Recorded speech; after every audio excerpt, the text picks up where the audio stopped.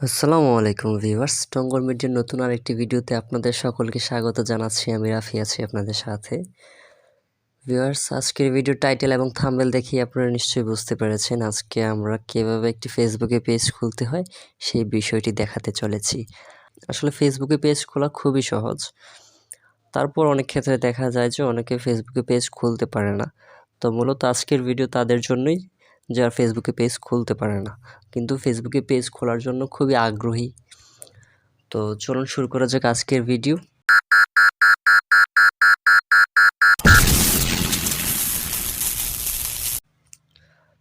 তো প্রথমে আপনি আপনার মোবাইল ফোনে থাকা ফেসবুক অফিসিয়াল অ্যাপসটি ওপেন করবেন। অফিসিয়াল অ্যাপসটি ওপেন করার পর এখান থেকে থ্রি ডট মেনুতে চলে যাবেন। থ্রি ডট মেনুতে আসার পর আপনাদের সামনে পেজ নামক যে অপশানটি আছে সেটাতে ক্লিক করবেন।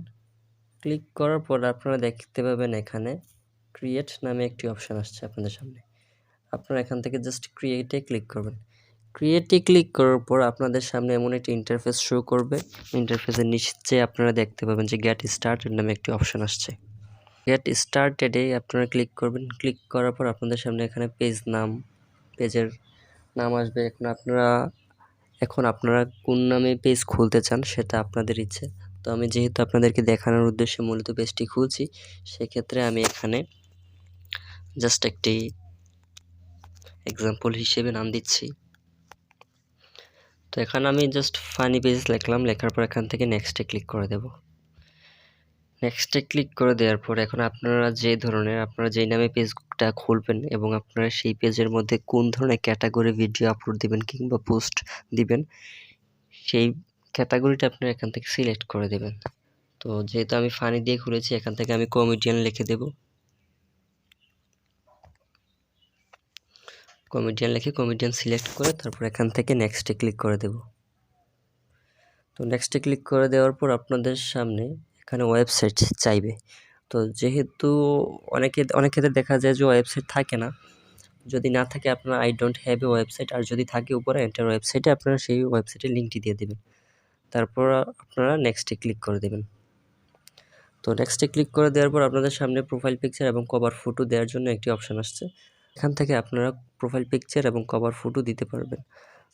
তো যেহেতু আপনাদেরকে দেখানোর উদ্দেশ্যে মূলত আজকের ভিডিও করা হয়েছে, তো আমি এখানে কোনো ধরনের কভার ফটো বা প্রোফাইল পিকচার কিছুই দেব না। তো এখান থেকে আমি ডানে ক্লিক করে দেব।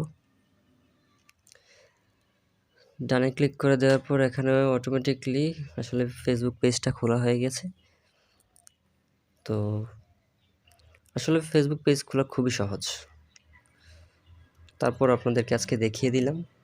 তো এখানে আপনারা দেখতে পাচ্ছেন যে একটি ফেসবুক পেজ খোলা হয়ে গেছে।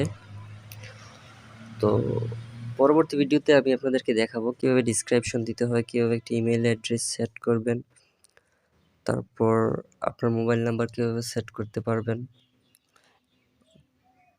তারপর ইউজার নেম কীভাবে দিবেন। মূলত সব কিছু আপনাদেরকে দেখিয়ে দেওয়া হবে নেক্সট ভিডিওতে। তো আজকের ভিডিও এতটুকু পর্যন্তই। পরবর্তী ভিডিও আসার আগ পর্যন্ত আপনারা সকলে ভালো থাকবেন, সুস্থ থাকবেন, সেই প্রত্যাশায় আমি আমার আজকের ভিডিও শেষ করছি। আসসালামু আলাইকুম।